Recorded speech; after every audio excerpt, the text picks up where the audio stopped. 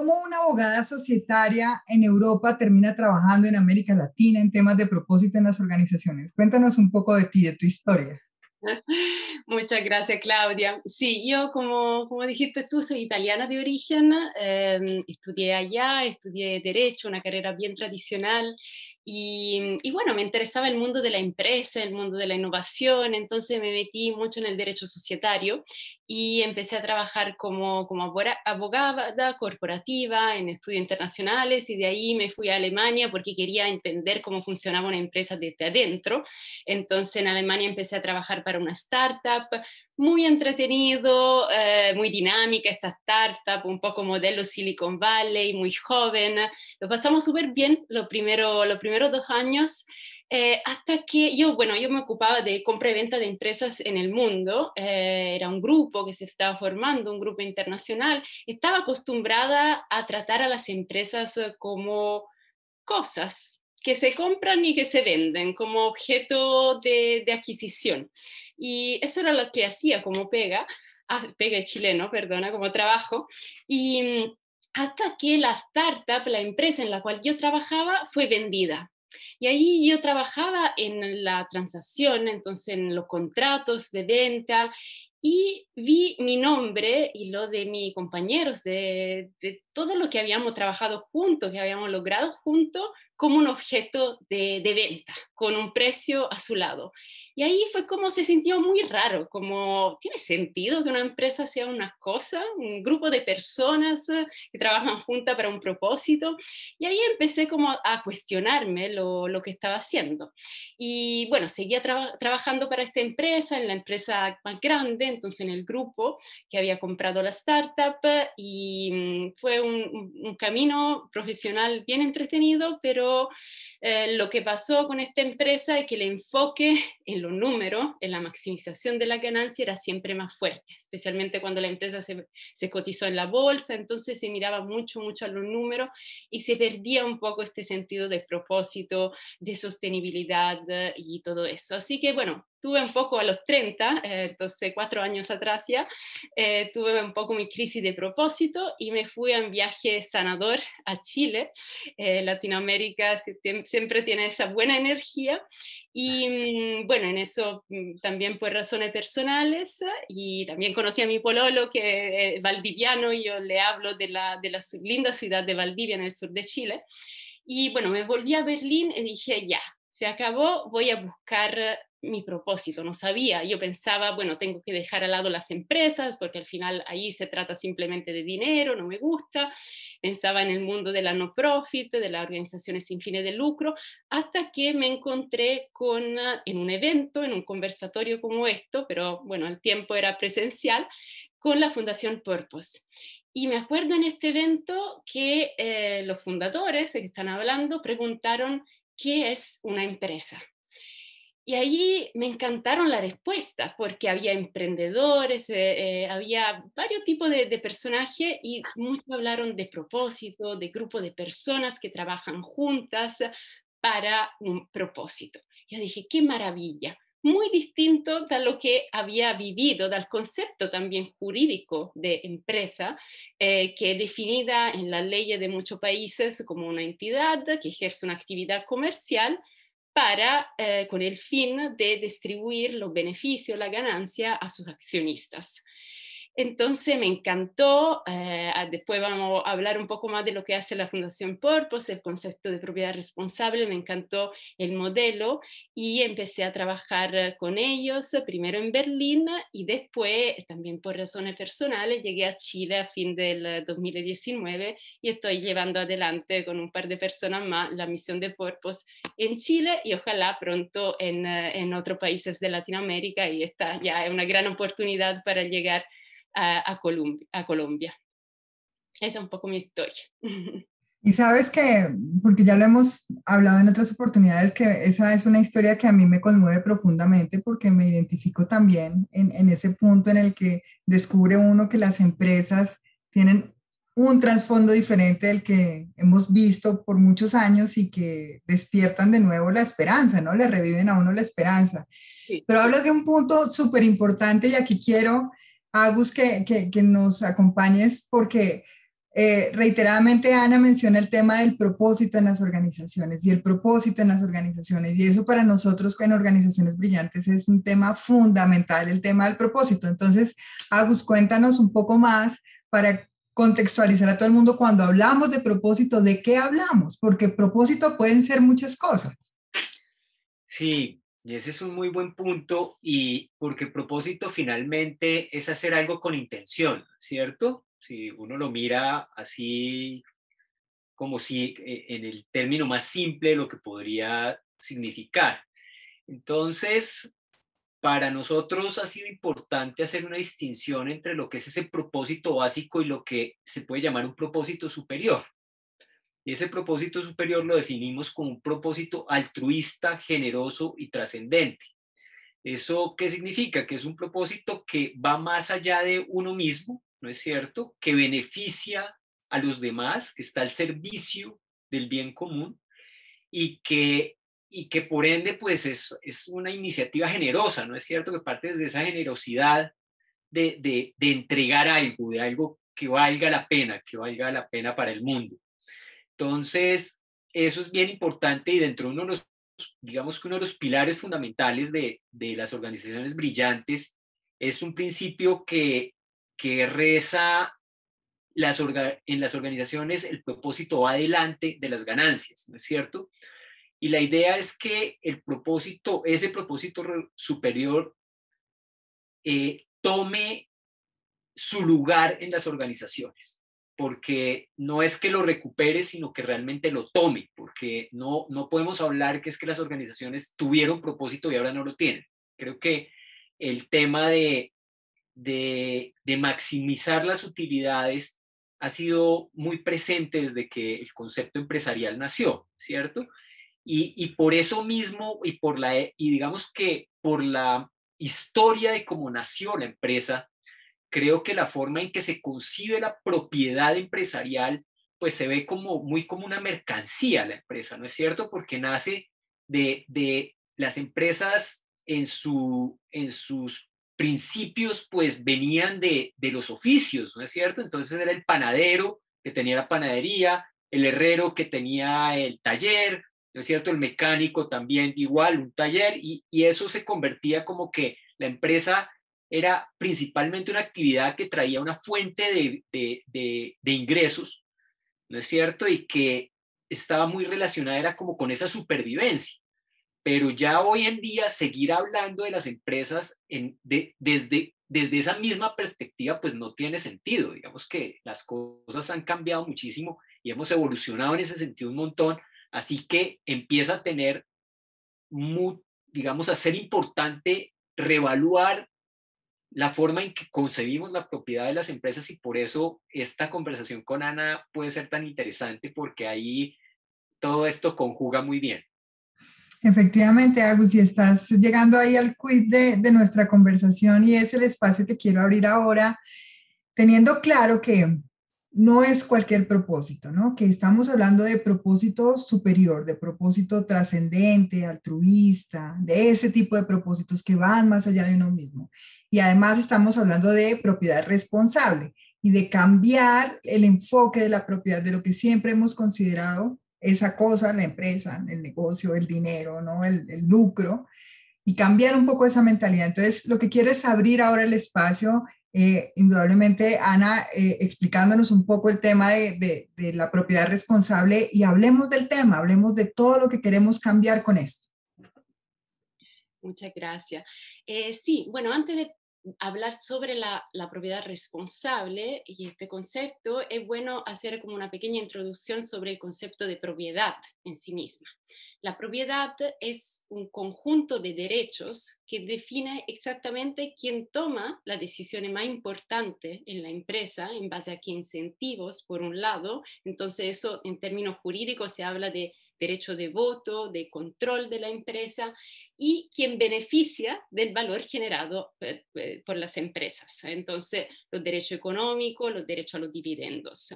Y esto es fundamental, o sea, en la sociedad en la cual estamos, las empresas son entre las instituciones más importantes para la sociedad, en unos casos son más poderosas que naciones. Entonces, si el incentivo, si el propósito de la empresa se reduce a la maximización de la ganancia, primero que todo, es claro que otro tema clave para la sociedad, para el planeta, como la sostenibilidad socioambiental, difícilmente son tomados de verdad seriamente, difícilmente son el corazón de las empresas. Y, y no siempre ha sido así. O sea, si pensamos a la antigua Roma o a la Edad de Medio, a las universidades, las primeras corporaciones nacieron con una función más pública, a beneficio de las comunidades, y después se desarrolló, especialmente a partir de la colonización, con avance positivo, la libertad de constituir empresas privadas, que ha empujado la innovación, el bienestar, pero se fue progresivamente perdiendo esta función social de la empresa. Y bueno, se está llegando al extremo de la consecuencia que tenemos ahora. Y ¿tenemos que eliminar la propiedad privada? Yo creo absolutamente no. O sea, esta es mi opinión, pueden tener opinión diferente claramente, pero creo que eliminar la propiedad privada elimina una parte fundamental de la misma, que es la responsabilidad. O sea, la propiedad privada entrega a una persona una responsabilidad, una conexión con su trabajo, una motivación que es muy, muy fuerte, mucho más fuerte de la pública. Pero en el cual estamos ahora es una forma de hipercapitalismo, entonces una perversión al final del capitalismo, de los mercados al cual hemos llegado, y una supremacía del accionista, del dueño, que al final esta supremacía no reconoce que los resultados, los logros de una empresa son el resultado no solamente del capital, del dinero que se pone en la empresa, que claramente tiene que ser remunerado, sino que también de los trabajadores, de la sociedad en la cual vive la empresa y también del planeta, que muy amorosamente nos ofrece todos los días sus recursos. Entonces creo que hay que evolucionar evitando discurso muy polarizado entre capitalismo, socialismo, neoliberalismo, socialismo y todo eso que no llegan a nada. Yo creo que tenemos toda la herramienta histórica para madurar y ver una economía del futuro. Y para esta economía del futuro, un tema muy, muy delicado también, muy sensible, el tema de la propiedad. La propiedad va como al corazón del problema, al corazón de la empresa. Y es muy interesante el tema de la propiedad responsable, porque nosotros en Purpose no hemos inventado el concepto, no lo hemos inventado nosotros simplemente hemos mirado a muchos ejemplos de empresas en el mundo que han repensado el concepto de propiedad y lo han hecho bajo dos principios. El primer principio de la propiedad responsable es el principio de la autodeterminación. En estas empresas, el control, el timón de la empresa, entonces la mayoría de los derechos de voto en términos jurídicos, se mantiene en personas intrínsecamente motivadas, intrínsecamente cercana a la empresa, cercana al propósito, que son como los custodios del propósito de la empresa. Y en estas empresas el control no se transmite bajo los dos principios normales para la empresa, que son por un lado la sangre, la herencia o el dinero, entonces la venta o la cotización en la bolsa, sino que el control de estas empresas te transmite en base a los valores, a esta conexión con el propósito bajo un sistema de gobernanza. Entonces, nos inspiramos en este concepto un poco a las empresas familiares, que son en muchos casos ejemplos muy, muy valiosos, donde hay la familia y los dueños que están muy, muy conectados con la empresa, con la comunidad, con los trabajadores, pero abriendo un poco desde una familia de sangre a una familia de valores. Esa es un poco la idea a la base del principio de la autodeterminación. El control entonces no se vende, se mantiene en la empresa. Y el segundo principio, el principio del lucro al servicio del propósito. Entonces, no es al revés, el fin de la empresa no es el lucro, sino que es un medio para lograr el fin, el combustible, uno de los combustibles para que la empresa pueda avanzar en en su propósito.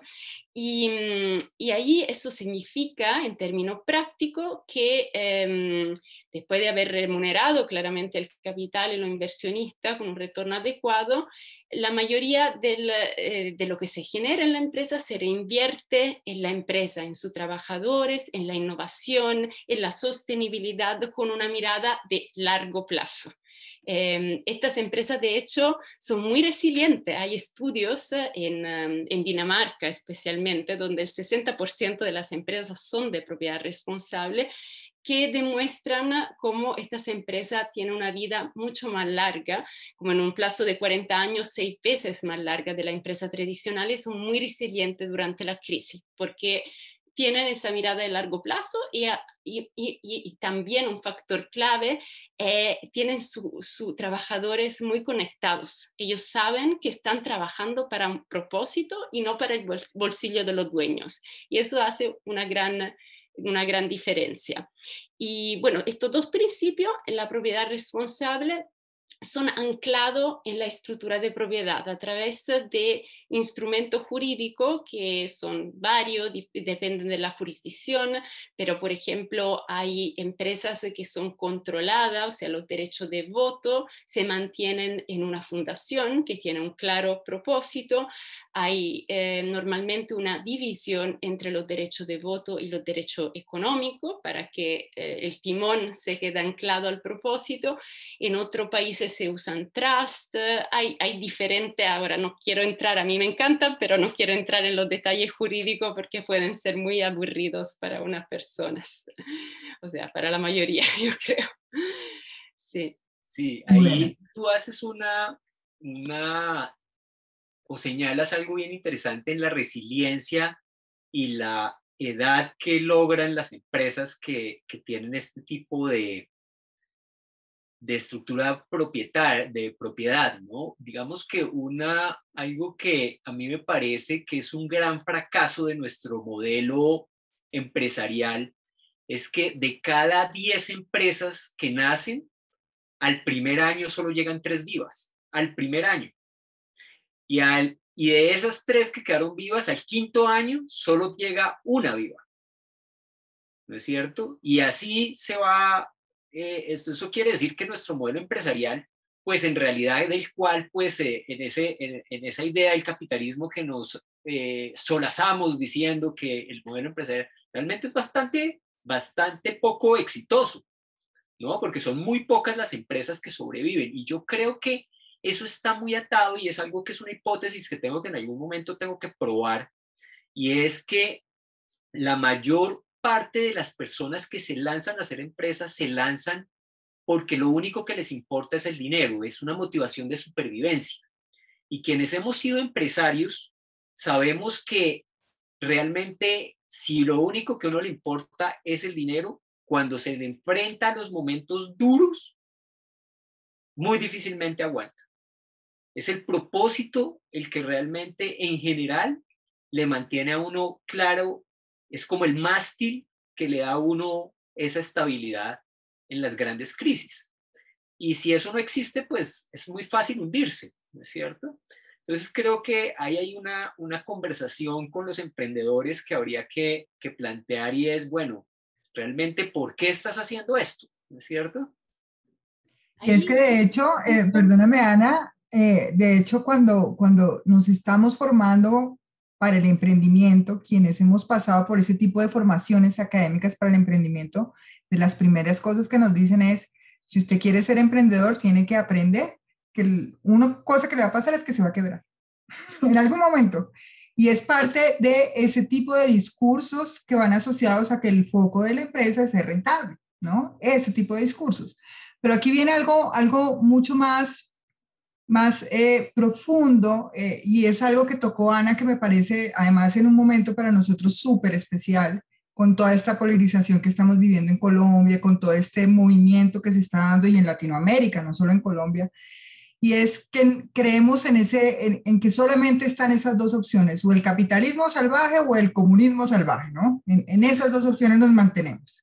Y si la empresa, si hablamos de una función social de la propiedad, de una función social de la empresa, comunismo, ¿no? Pero si nos mantenemos en la propiedad privada, no, entonces capitalistas ahí, que neoliberalistas y todo el extremo.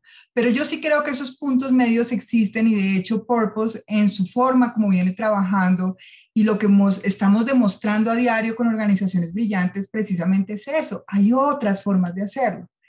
A mí me surge una duda de lo que tú mencionas, Ana, y es el tema de separar los derechos de voto, ¿no? El timón que tú mencionas, el timón de las empresas frente a los derechos económicos. Es decir, que una empresa, en términos de propiedad responsable, que sí tenga su propósito superior, que sí tenga ese centro, ese timón bien dirigido, igual puede cotizarse en bolsa, igual puede vender esos derechos económicos. ¿Cómo funciona eso? Estaba muteada, perdón. Sí, mira, tal vez les cuento una historia de una empresa cotizada en la bolsa en Dinamarca que también un poco se conecta con el tema pandemia, con el tema salud, porque es una empresa farmacéutica. Es la historia de Novo Nordisk, que es una empresa bastante grande, activa también acá. Y bueno, esa historia empieza en los años 20 del siglo pasado con una pareja Krog se llamaban, de Dinamarca. Los dos eran médicos y ella, la mujer, tenía diabetes y trataba ella misma como médica a muchos pacientes, estaba especializada en el tratamiento de la diabetes. Y en esos tiempos tener diabetes era casi una sentencia de muerte, no había medicamentos como hay ahora. Pero llegó la esperanza. Ella escuchó que había unos investigadores en Toronto que habían aislado la insulina por la primera vez. Todavía era muy caro, pero era posible. Entonces, la pareja de médicos hablaron con los investigadores para convencerlo a llevar la insulina a Europa para fabricarla industrialmente para todos. Y los investigadores aceptaron, pero pusieron una condición: asegurar que la patente y la empresa que iba a fabricar la insulina no se usen con el fin de generar lucro para sus dueños, sino que para resolver esta enfermedad, este problema de la humanidad, y que la empresa entonces se queda siempre independiente. Y los Krog entendieron, aceptaron esta condición y fundaron la empresa Novo Nordisk con una estructura de propiedad muy especial. Entonces la empresa, con su derecho, solamente los derechos de voto, está en una fundación sin fines de lucro, ¿ya?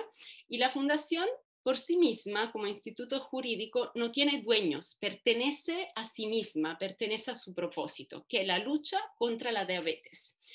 Y los estatutos de esta fundación aseguran un sistema de gobernanza por el cual el control se queda en personas que estén intrínsecamente conectadas con la compañía, con el trabajo, especialistas, etcétera, etcétera.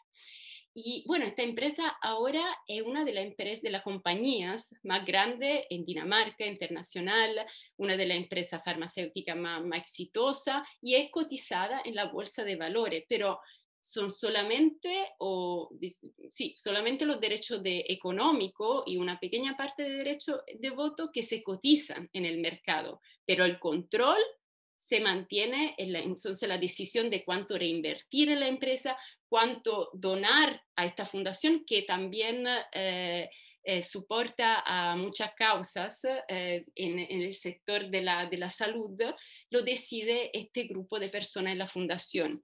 Entonces, esta empresa hace feliz a su accionista porque es muy exitosa, dona mucha parte de su ganancia, alrededor de 500 millones de euros cada año, a proyectos de investigación para, y esto es lo interesante, erradicar por completo la diabetes. Entonces, en la práctica, ellos están socavando su propio modelo de negocio basado sustancialmente en la venta de remedios contra la diabetes, pero esto tiene perfectamente sentido porque ha sido claro desde su constitución que la empresa existe para cumplir una tarea, que es curar, y ojalá una tarea, un propósito más grande, que es curar y ojalá erradicar la diabetes. Entonces, este es un ejemplo de empresa que ha dividido su derecho de voto y su derecho económico y que funciona hace hace mucho tiempo, no es la única de los ejemplos grandes, notorios que tenemos de este tipo de empresa, como la empresa Bosch, por ejemplo. Hay bancos, hay un banco holandés que funciona de esta manera, que ahora se está replicando con la banca ética y la conversación que han tenido ustedes con Jean Mellet, que también va a tener un modelo de este tipo. ¿Triodos? Triodos Bank, correcto, es el modelo de inspiración. Y hay también en el sector de empresa más nueva, ejemplo bastante conocido como, bueno, como por ejemplo, bueno, Ecosia, que yo la recomiendo mucho, si no la conocen todavía, es una alternativa a Google, y esta empresa con todas las utilidades que genera, aparte de investirla en su trabajador, en el desarrollo del sistema, lo dona para plantar árboles en el mundo. Hasta ahora han plantado más o menos 120 millones de árboles desde cuando nació Ecosia, más o menos 8 años atrás. Hoy decidí cambiarme a Ecosia, precisamente. Muy bien. Eso. Muy bien. Así estamos. La recomiendo mucho. Y me imagino que no le hacen el mismo escaneo que le hace a uno Google para todo ese tema comercial. Creo que también es menos agresivo en ese sentido, ¿no? Claro, y ahí puedo hacer otra recomendación. Sé que es difícil salirse de WhatsApp, pero hay una alternativa que se llama Signal, que también es de propiedad de una fundación y también pertenece a su propósito, que es mantener la seguridad de los datos y permitir que las personas se conecten en el mundo. Entonces, hay también, bueno, sobre todo ahora en las nuevas generaciones, mucha gana, mucha necesidad de propósito, hay mucho un cuestionarse lo que nos enseñaron en la universidad, como contaba Claudia, especialmente en la escuela de negocios. Es un desafío para la startup igual, porque lo que tú mencionabas antes, por ejemplo, Agustín, lo que pasa, muchos fundadores que igual no quieren hacerse súper ricos, pero tienen un propósito claro, pero tienen que hacer funcionar esta startup, ¿no? Y necesitan capital, necesitan inversiones. Y ahí empieza el problema, porque el mecanismo de inversión para la startup, modelo Silicon Valley, es de crecimiento exponencial. Entonces, o creces súper rápido en los próximos 5 años o te mueres. De hecho, la lógica de la inversión de venture capital, como se llama, de capital de riesgo, es, bueno, yo invierto en 100 empresas, una de estas va a ser un unicornio, que significa una valorización de 1.000 millones de dólares, y la otra se mueren. Entonces, un poco lo conectado a lo que tú mencionabas antes sobre la poca supervivencia de las empresas, en muchos casos es ese sistema que empuja a la empresa también claramente a ahorrar sobre el tema de sostenibilidad y a desfiarse en un momento de su propósito. Eso es un tema muy complejo, muy difícil para muchos fundadores, con lo cual le hablo, que dicen necesitamos otra forma de invertir, porque si no es difícil. Pero por ahí va, hay una comunidad que está creciendo, así que yo estoy optimista, esperanzosa. Muy bien, Ana. Bueno, hay una cosa importante de este formato que nosotros estamos haciendo esta entrevista hoy, este conversatorio hoy, es el hecho de que estamos en vivo, así que quienes nos están viendo, si tienen preguntas, si quieren compartir algo, es bienvenido. Aquí vamos a tener seguramente unos minutos al final. Bueno, hay algo importante en todo esto y es: listo, yo soy propietario de mi empresa, tengo un propósito superior, quiero que mi empresa trascienda, quiero que tenga una visión de largo plazo, busco la manera con ayuda de Purpose o de alguna forma de conservar, de proteger ese propósito a través de una forma de propiedad diferente, como la que se plantea aquí en propiedad responsable. ¿Y qué pasa con mis beneficios? ¿Qué pasa con mis derechos? ¿Qué pasa con cómo me retribuye a mí ahora una empresa en esta nueva forma? Porque una parte importante es que si bien, claro, yo soy quien me estoy arriesgando, yo soy quien estoy poniendo la idea del negocio, seguramente me lancé al agua, dejé seguramente mi empleo, qué sé yo, eso de emprender que hacemos quienes emprendemos, ¿no? Nos lanzamos y la bendición y nos fuimos y a ver qué pasó. Y resulta que ahora digo yo, bueno, nada, pero entonces estos resultados no me benefician a mí porque los dejé allí en manos de una fundación. ¿Qué pasa con esto? ¿Cuál es el modelo allí? Sí, hay varias opciones, o sea, bajo este paraguas de la propiedad responsable hay varios modelos porque las empresas son varias, los fundadores y sus necesidades también son diferentes, su visión del mundo, de lo que yo necesito, lo que justamente la empresa tiene que recompensarme por los sacrificios iniciales que hacen muchos fundadores. Y ahí, bueno, un ejemplo, por ejemplo, que una parte de los derechos económicos se mantenga con los fundadores y normalmente se pone un tope a este monto, ¿no? Porque lo que pasa normalmente en estos mecanismos de startup es que los fundadores venden la empresa y de esta forma le llega la plata. En este caso es diferente, entonces ellos van a recibir una parte de los derechos económicos, pero tiene que estar como un límite para que todo el resto se reinvierta en el propósito o se comparta con los trabajadores, por ejemplo, o se done, dependiendo un poco de lo se reinvierta, dependiendo del modelo.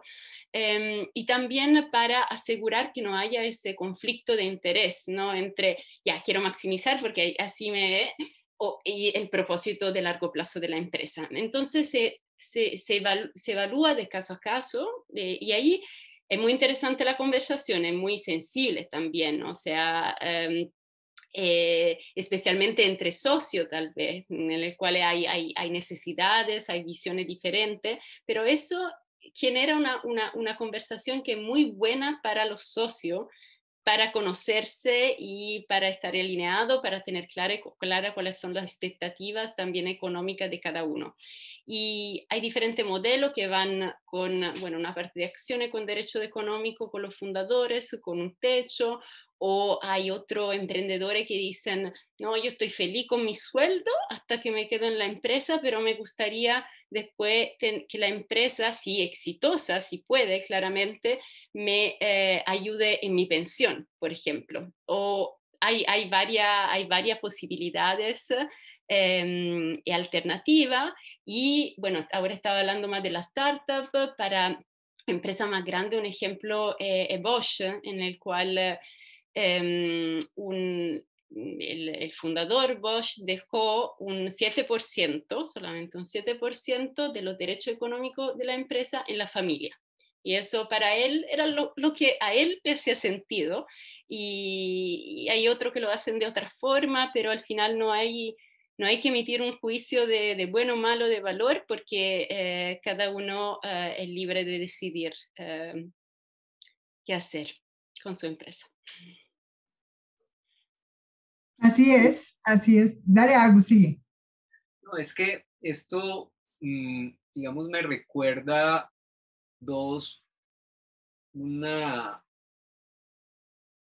una, digamos, algo que se comenta en un libro que se llama Lo pequeño es hermoso y que hace toda una disertación acerca de la función de la propiedad, ¿no es cierto? Y de cómo socialmente le hemos dado una connotación que no necesariamente es la única, ¿no es cierto? Y que a veces lo que nos pasa a las personas es que nos volvemos fundamentalistas porque creemos que solo existe una opción y no creemos que haya otras opciones que pueden ser igual de buenas o mejores que que la que conocemos, ¿no es cierto? Entonces, también ahí hay un tema que a mí me llama la atención cuando uno habla de la función de la propiedad, porque cuando uno habla de la empresa, pues la empresa finalmente no existe si no tiene una fuerza de trabajo que la lleve adelante, ¿no es cierto? Sin eso no hay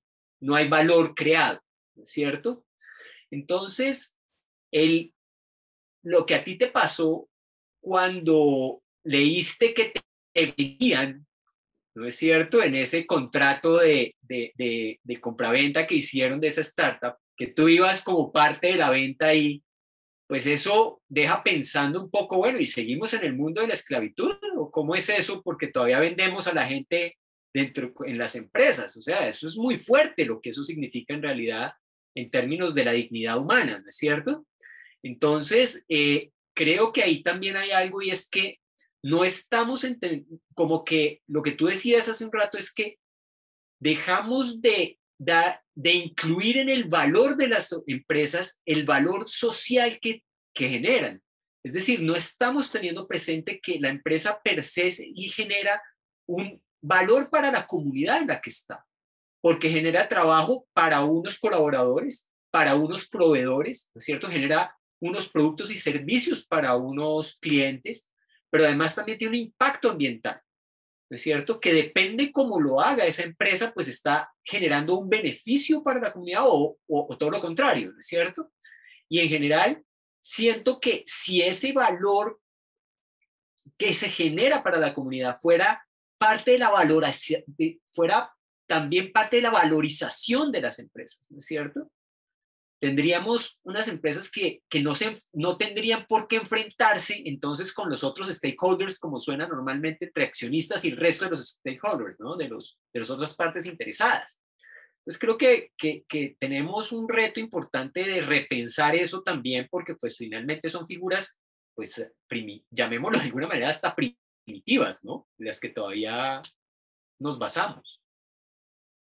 Sí, totalmente. O sea, ese hecho de la supremacía del accionista, del capital, crea un desbalance entre todos los otros factores que llevan adelante la empresa y eso es un tema muy complejo porque al final va muy profundo en la forma en la cual fuimos educados, en la cultura en la cual estamos, pero por ejemplo, no sé, si miramos a otras instituciones, antes mencioné que la propiedad responsable tiene este principio por el cual el control, el poder, la toma de decisiones no se transmite bajo la sangre o el dinero, sino que bajo los valores, las habilidades, etc. Bueno, eso es normal en otras instituciones, o sea, porque la sangre y el dinero no me aseguran nada de que sean la persona responsable para llevar adelante una empresa. Entonces, ahí como hay algo que bueno hablarlo. Qué bueno hablarlo, de repente como muy sensible, como no se quiere hablar, no se quiere llegar tan en profundidad, y igual para mí es un camino, o sea, un camino también de repensar eh, cosa que siempre he dado por asumida en esta sociedad. Así que es muy Pero interesante también. además hay algo ahí súper, súper bonito y lo han dicho ambos, y es este tema de cambiarle la mirada que le damos nosotros a las empresas, ¿no? Es reiterarnos todos los días y lo hacemos quienes hemos trabajado o quienes aún son empleados o colaboradores que hacen parte de una organización chiquitica, grande, su propia casa, en grandes empresas, es nos levantamos todos los días con algo dentro de nosotros que nos dice, levántate, hoy es el día de hacer algo distinto, ¿no? Hoy es el día de ir y trabajar, traer, claro, cosas a tu casa, hacer cosas lindas por tu familia, pero también de llegar y poner tu granito de arena para que esto que nos está pasando, que estamos viviendo todos los días, que nos enfrentamos en las noticias y todo, cambie también. Y esa empresa, ese espacio, ese escenario que es la organización, es un motor fundamental. Y cuando hablamos de temas de dinero, de propiedad, se nos olvida que está ahí. Y es fundamental. Agus tiene una frase bellísima en Kawaki, es que habla de la importancia de las organizaciones como motor para el cambio del mundo, ¿no? ¿Cómo es que es la frase que usas, Agus? Porque no quiero decirla mal. No, básicamente transformamos, digamos, nuestro vehículo para transformar el mundo en un mejor lugar en un mejor lugar para todos es a través de la transformación de las organizaciones. Así Porque es. finalmente las organizaciones pues son la segunda, llamémoslo las organizaciones, viéndolo desde el punto de vista de empresas, sin contar ni siquiera organizaciones no gubernamentales y gubernamentales y educativas, ¿no es cierto? Es cuando estamos hablando únicamente de empresas, estamos hablando de que es la segunda institución más numerosa como organización después de la familia, ¿no es cierto? Y eso pues quiere decir que tiene un alcance tremendo, pero también en términos de poder en nuestra época, pues son entidades que, como tú lo dijiste, hay empresas que tienen más poder que estados, ¿no es cierto? Que países. Y pues yo creo que aquí hay algo que también se abre y es dentro de las múltiples posibilidades, porque creo que eso es parte de lo que es como una de las misiones y propósitos de estos conversatorios que abrimos, es que no nos quedemos eh, creyendo que las posibilidades son pocas, ¿no es cierto? Porque también hay todo este mundo de la economía solidaria, que es un mundo poderoso, ¿no es cierto? Todo el mundo cooperativo y de la economía solidaria genera más de 100 millones de empleos alrededor del mundo hoy en día. Y pues las 7 cooperativas más grandes del mundo pues son también un motor empresarial tremendo, ¿no es cierto? Pero con una función también muy social en su esencia. Y son parte del capitalismo, ¿no es cierto? Digamos, nadie sale a tildar a Comeva que es una gran cooperativa acá en Colombia, o a Colanta, de que son empresas comunistas, y mucho menos. Nadie lo pondría en duda, porque son empresas que funcionan dentro de un esquema también capitalista, pero que dentro de su función, dentro de su propósito, la función social es fundamental, ¿no es cierto? Pues obviamente no es lo mismo que la propiedad responsable. Sin embargo, es también una manera de mostrarnos que podemos convivir diferentes formas de abordar la manera en que se hace empresa, o se lleva adelante una organización que tiene un fin productivo y un fin social en conjunto, ¿no? Creo que eso De es acuerdo, interesante. Agus. Quería yo intervenir aquí, perdónenme, porque nos han llegado un par de preguntas de Facebook muy interesantes que quiero traerlas aquí, las contestemos, las discutamos. Una de ellas dice, ¿cómo han reaccionado las empresas que han decidido transformarse o adoptar el modelo de propiedad responsable al contexto del COVID, Ana? ¿Cómo ha sido ese confrontarse con esta realidad nueva del mundo? Claro.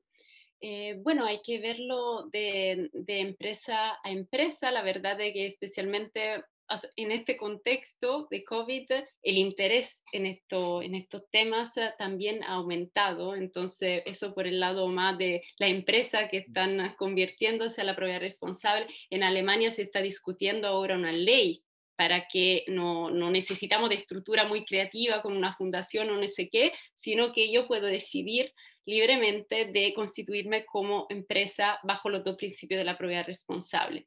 Como reacción, bueno, puedo contar el caso de una cadena de supermercados, siempre allí en Europa, la mayoría de los casos todavía están allá, pero tenemos algo también acá moviéndose en Latinoamérica, y en donde, bueno, se vio desde los trabajadores la gana de ayudar a los que estaban enfermos. Entonces había como un tema de cubrir todo el tiempo para entregar el servicio todo el tiempo, y ahí trabajadores que se ofrecieron, que colaboraron para llevar adelante la empresa y poder seguir entregando el servicio a sus empleados. Otra empresa muy interesante, una empresa holandesa que se llama Buurtzorg, que tal vez algunos de ustedes conocen porque es bastante famosa por el modelo, se llama TIL, bien horizontal, de grupos autogestionados de enfermeras e enfermeros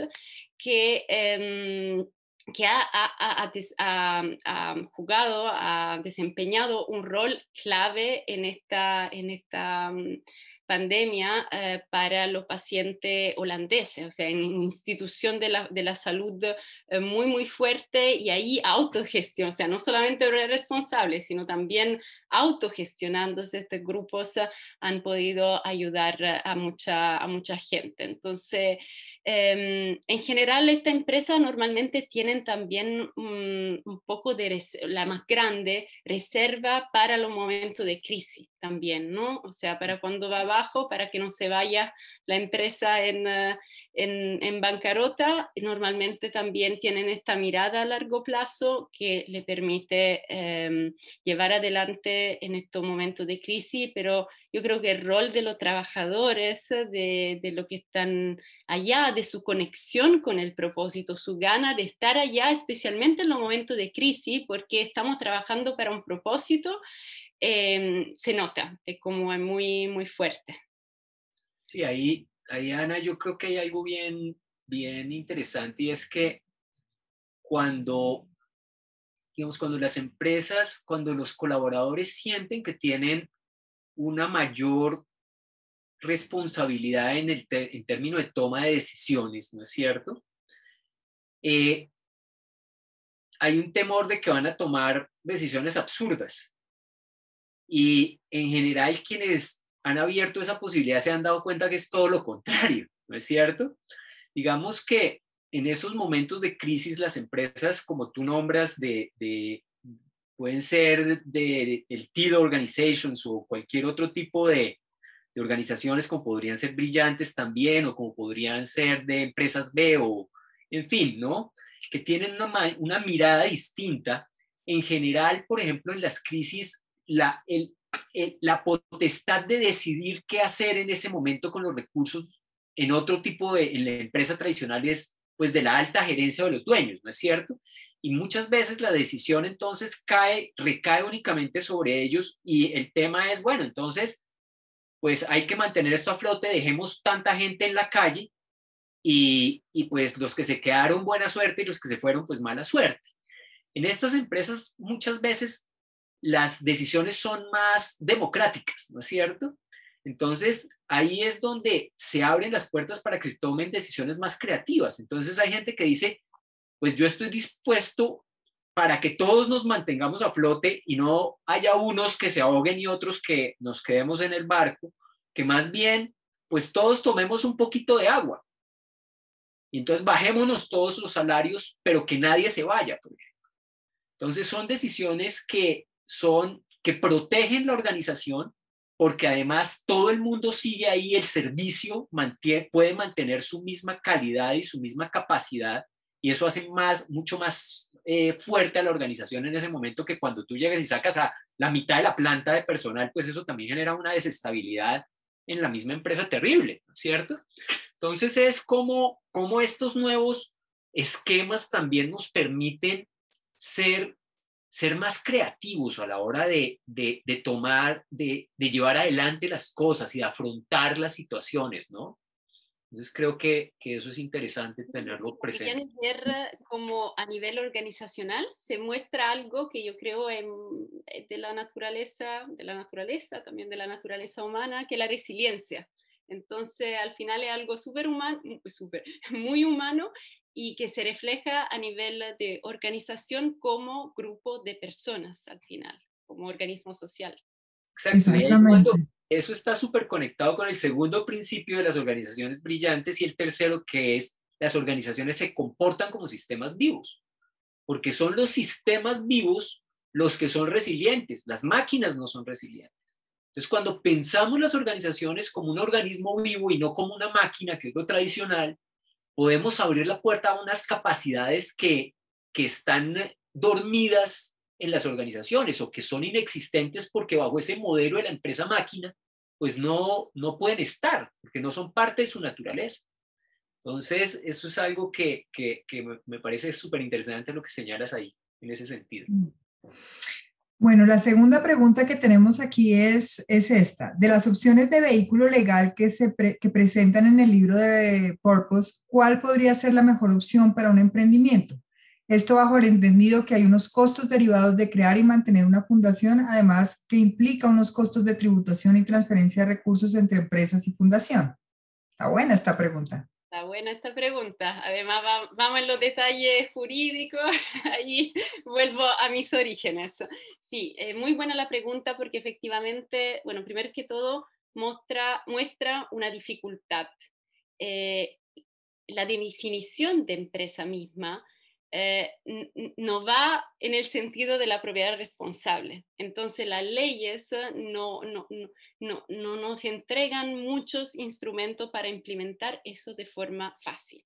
Y eso fue una de las razones por la cual empezamos con el trabajo de Purpose, para difundir el concepto, los ejemplos grandes y conocidos que hay, pero también y sobre todo para facilitar a todas las empresas, también la pequeña, de hacer eso. Y en muchos países tener una fundación, como bien nos menciona nuestro amigo o amiga, es costoso. Y además hay tema tributario, hay tema también en unos países reputacionales, o sea, de mezclar una organización sin fines de lucro con una organización con fines de lucro, porque lo estáis haciendo, tiene la autoridad tributaria ahí, necesita ser mucho más transparente, eso es lo que hacen normalmente. Pero bueno, desde la Fundación Purpose hemos desarrollado un modelo transitorio, nosotros decimos, porque la idea es que haya en el futuro una ley que permita hacer eso de forma simplemente, voy al notario y firmo y soy una empresa de propiedad responsable, pero hasta que llegamos ahí, que creamos también la masa crítica de empresas que quieren hacer eso claramente, hemos desarrollado el modelo de la acción de oro o acción de veto, donde hay una empresa normal, una SPA, por ejemplo, con un capital dividido entre los derechos de voto, los derechos económicos, con la variante ahí dependiendo del caso, y hay una clase de acción muy pequeña que tiene solamente derecho a voto limitado a vetar cambios de estatutos que podrían perjudicar a los principios de la propiedad responsable. Por ejemplo, que se cambie que se cambie el enfoque en el propósito o que se cambie esa división entre derecho de voto y derecho económico.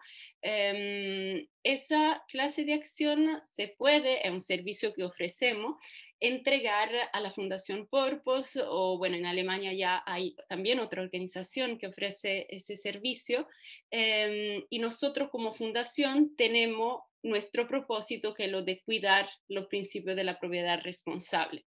Entonces, no nos metimos absolutamente en las decisiones de la empresa, es simplemente en el momento de los cambios de estatuto o de la entrada de nuevo inversionista que nos aseguramos que el propósito y la independencia de la empresa no sea perjudicada. Entonces, que el timón se mantenga en los custodios. En inglés el concepto se llama steward ownership, que a mí me gusta mucho más porque igual propiedad responsable tiene un poco esa cosa de valor, que la verdad hay muchas empresas responsables sin que sean de propiedad responsable, pero es difícil encontrar la traducción.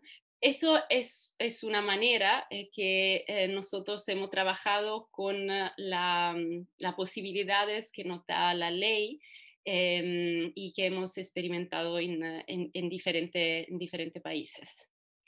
Y que unas empresas hacen con, no sé, ahora estamos viendo también fundaciones que no son purpose, que se están formando entre la iniciativa de emprendedores que están conectados por tema o por valores, que junto constituye una fundación que es la que cuida este principio y este enfoque en el propósito de la empresa. Y Ana, ahí si no estoy mal, lo más común ha sido que las fundaciones familiares sean las que custodian el propósito, ¿no es cierto? Como que estas empresas como Bosch, como Zeiss, como esto, son las propias las fundaciones de la familia las que terminan siendo las custodias. No, o sea, no sé, depende de la ley del país, pero por ejemplo en Alemania hay dos tipos de fundaciones que son las fundaciones de familia que sirven al interés de la familia, al interés económico de la familia, y hay las fundaciones sin fines de lucro, que es la que sirven, por ejemplo, para este modelo. Entonces, cuando hablamos de Bosch o de Novo Nordisk o de Zeiss, son todas fundaciones sin fines de lucro. Okay. Que después pueden claramente ser constituidas por la familia, donde tal vez hay una presencia de la familia, pero de nuevo hay un cambio en el sentido de la familia, desde una familia de sangre a una familia de valores de propósito. De la aclaración. Bueno, pues Pero sí, hay que muchísimas ponerse creativos, y hay abogados en línea en Colombia que están ya trabajando, pensando cómo podemos hacerlo acá. Es un desafío creativo, entretenido y sí, de repente desafiante, porque dice, pero ¿cómo no es posible que una empresa pueda enfocarse, pueda servir a su propósito, a su razón de existir al final para la sociedad? Y bueno, ahí vamos para adelante con muchas personas que se están moviendo de forma creativa. Claro, Claro, pero y es ahí, que esa es la esperanza que renace, ¿no? Es ver luz al final del túnel, pienso yo. sí, yo creo que, más sin embargo, ahí hay una condición necesaria para que eso suceda, es que las empresas empiecen a preguntar cuál es su propósito superior, ¿no es cierto? Porque sin esa condición, pues no hay, todo el modelo no funcionaría, ¿no? Entonces es todo un cambio de mentalidad frente a lo que significa hacer empresa, ¿no es cierto? De sentarme como emprendedor o como empresario a decir, y bueno, y al final de cuentas, ¿cuál es el sentido de esto? Aparte de generar unos recursos y un dinero, o de hacerme rico, ¿esto tiene un sentido más allá de eso o no lo tiene? ¿No? Y ese es un desafío tremendo, hacerse esa pregunta, ¿no? Sí, igual como este concepto de propósito, que bien, bueno, flexible, como bien explicaste tú, como varía mucho, pero simple, y me encanta como este desafío de los emprendedores que se ponen y tal vez junto con todos los colaboradores a pensar, bueno, cuál es nuestro propósito, cuáles son nuestros valores, la trascendencia, pero simplemente pensamos una empresa que quiere producir zapatos de calidad y, y el cambio que se genera entre soy una empresa que produce zapatos de calidad para generar lucro a los accionistas, o una empresa que genera utilidades para proveer de zapatos de calidad a su cliente. Ahí, sin un propósito que a mí me encanta, superior, pero ya hay un cambio de Ujú. perspectiva, ¿no? Bastante importante. Entonces, em, ahí sí, ahí, em, sí, yo creo, como interesante ver estos cambios que se genera cuando se habla de propósito o de misión. Yo tengo que admitir, todavía estoy bien confundida, propósito, misión, valores, objeto social, de repente, pero, pero del cual estoy convencida es que no tiene, o sea, no digo no puede ser, porque sí puede ser, hay la libertad empresarial, pero a mí no me hace mucho sentido que sea simplemente la generación de lucro en sí mismo. O sea, eso... Sí, porque pues digamos que la historia ya nos ha demostrado los resultados, ¿no? Pues la crisis del 29, la crisis del 2008, pues han sido, pues dejaron pues una estela de pérdidas y de personas perjudicadas, ¿no es cierto? Y de empresas quebradas y de gobiernos en malas condiciones, porque cuando solo existe esa idea y ese enfoque, pues la codicia rompe el saco, ¿no? Dice el dicho. Entonces, creo que ya hemos visto los resultados de cuando eso no, cuando no hay más, cuando los medios se vuelven los fines, perdemos la brújula. Así es. Bueno, pues yo creo que algo con lo que podría cerrar esto hoy es que el propósito de Conversaciones Brillantes, que es ser este escenario para mostrar estas opciones de cambio, ha cumplido su propósito y ha cumplido su misión. Hoy hemos mostrado unas posibilidades bien bonitas, realmente muy bonitas. Gracias, Ana, por acompañarnos.